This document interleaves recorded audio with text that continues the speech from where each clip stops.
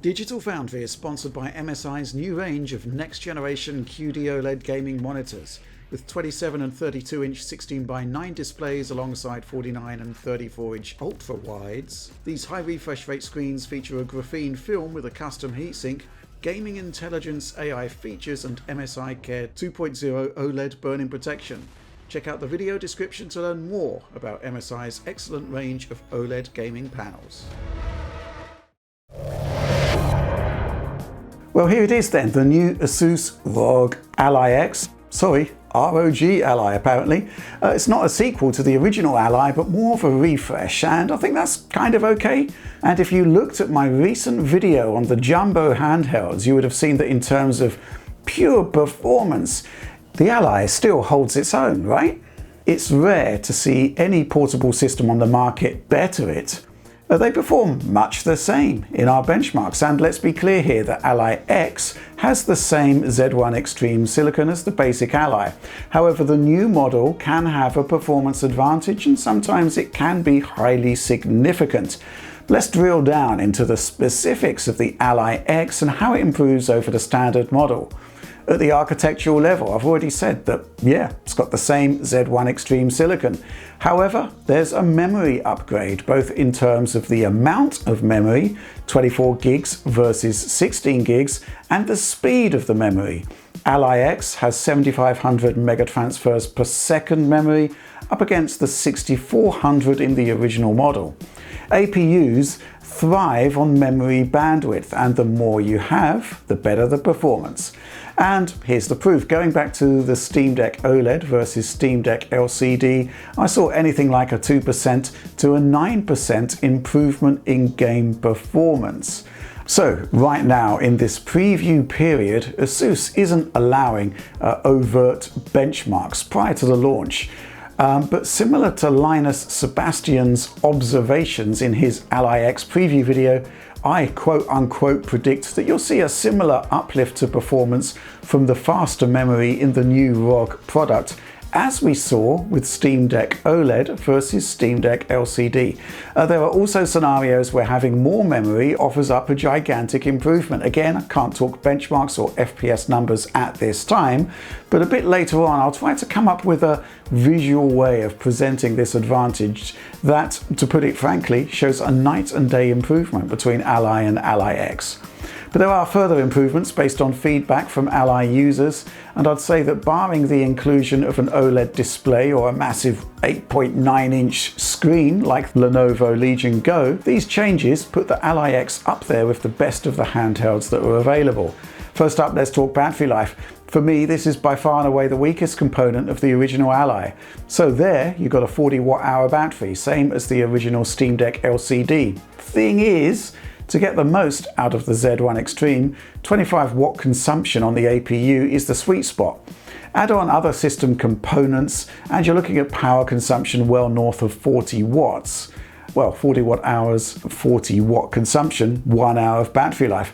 End result, well, look at this table from my last handheld review. The Ally has by far the worst battery life of the lot.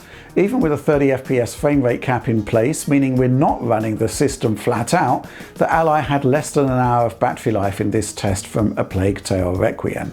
And looking at the competing systems there, it's clear that the more battery capacity you have, the bigger the return in terms of game time. The 65.5 and 75 watt-hour batteries of the One X Player 2 Pro and Ayaneo Kun added anything from 82.5 to 92.6% of extra battery life. The Asus Ally X is getting an 80 watt-hour battery. Now, in theory, battery life should scale according to capacity. That doesn't quite happen with the Ally X.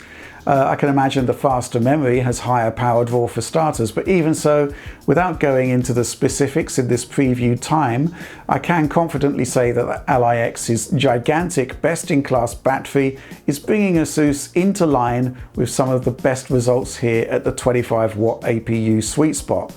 This is really what I wanted to see from the new Ally more than anything else. The bigger battery means that there's a big bunch of changes to the Ally internally though. Well, obviously there are some overt very obvious ones, the change from a white casing to a black one, for example, but in the hand it's the weight that's most noticeable. At 678 grams, it's meatier than the original Ally's very slight 608 grams. But that's a price I'd easily pay for such a massive battery. Otherwise, the basic form factor of the machine remains mostly unchanged, and that's a bit of a marvel actually. The AENEO Kun, for example, has a slightly smaller battery than the Ally X, but it's obviously a much larger unit and it weighs a whopping 900 grams, 222 more than the Ally X. Inside the case, the new battery sees Asus revamping the internal significantly. The fans are smaller, which typically means louder, and yet the new Ally has a claimed increase of up to 24% on airflow, while actually being quieter. All I can really say from a user perspective is that the 25 watt mode I like to use is definitely quieter than the original Ally. The internal redesign means that the smaller Steam Deck-like 2230 sized SSD gives way to a more standard 2280, opening the door to a much wider range of drives, cheaper drives, and access to higher capacities, all the way up to 8 TB. And yeah, we're getting a 1 TB SSD as standard now, increased over the 512 gigs in the ROG Ally, which always felt very restrictive to me. Going back to the exterior, there's more weight to the analog sticks, bigger triggers, and more travel on the face buttons. There's a grippier grips too. I mean, small refinements. Didn't really have any issues with any of this stuff on the original Ally, but regardless, that changed on the Ally X, and I do think it is better overall. Ports, they've changed, and for the better, I'd say. The contentious SD card port, which caused a bunch of problems for users of the original Ally, well, that's been moved to a completely different location, as has the headphone socket. The single USB-C mounted flush with an eGPU connector is also revised. There are now 2 USB-C ports, one of which is USB 4 compatible, meaning you have access to a wider range of eGPU options or simply more I/O. Yeah, that single USB-C port, always a bit of a trouble spot on the original Ally. You'll also note an extra vent on top of the unit too. Okay, so far so good. The refinements are highly welcome, of course. More ports, more battery, a lot more battery actually. Revised controls, the ability to use more widely available SSD. I mean, I would have liked to have seen Asus move on to the Strix Point APU to the point of delaying a new Ally by a few months if needs be, but I'm sure there are good logistical reasons why that has not happened. May simply be a cost thing. And if you looked at my recent video on the jumbo handhelds out there based on the Ryzen 7 7840U, you can see that this class of hardware can still deliver the latest AAA games to the handheld form factor. Now remember, the 7840U is essentially the Z1 Extreme. Captured a bunch of gameplay from the One X Player 2 Pro based on that APU. Horizon Forbidden West, no real problems at all at a target 30 frames per second. Alan Wake 2, now that's an interesting one because again the game complains about the memory setup on the Ally before booting into the action. In fact, at launch it didn't even let you get into the game itself, requiring users to set the Ally's VRAM allocation to the automatic setting. But yeah, you can play that now, albeit with a bunch of warnings. But Avatar Frontiers of Pandora, here on the One X Player 2 Pro, I need to cut down graphics quality settings to the bare bones, but I can hit a fairly consistent 30 FPS. Thing is, the ROG Ally just can't deliver consistent performance on this game, no matter how you configure the memory. It just needs more of it. The One X Player 2 Pro here is not affected, as it has 32 gigs of RAM. Put the Ally up against the Ally X on matched settings, basically lowest of the low, but I've retained reasonable object draw distance. Well, you can see the problem in this head-to-head.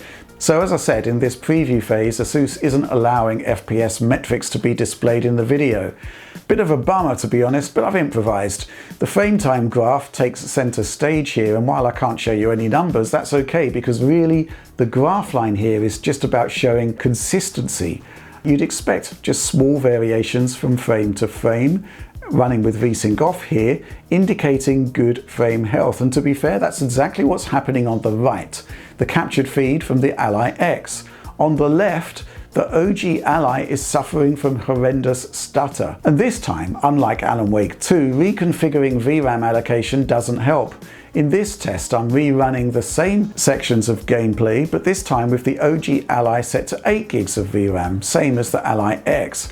It's still not enough. The stutter is just as bad as before, if not worse, when we stack it up against the prior 4 gig test.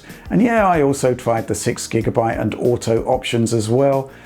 Point is, Avatar Frontiers of Pandora really isn't keen on the split memory pool setup used by AMD's PC APUs. The only route forward is to ensure system and VRAM memory pools are sufficiently large enough, and for this title at least, that requires 8 gigs of VRAM and 16 gigs of system memory.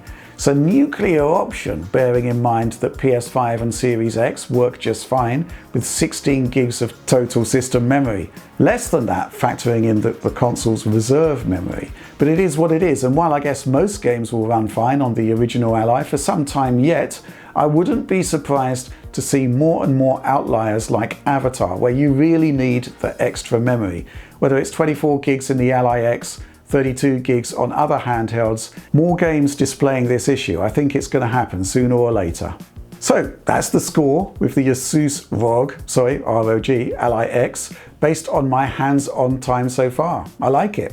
What has impressed me over time has been Asus's commitment to software updates and performance increases. A lot of the issues I had with the unit at launch just gone now. It's really good. When the competition has got bigger in terms of form factor and got heavier in terms of weight, I really like the Ally X because this revision remains a reasonably sized portable despite having the biggest battery in the market.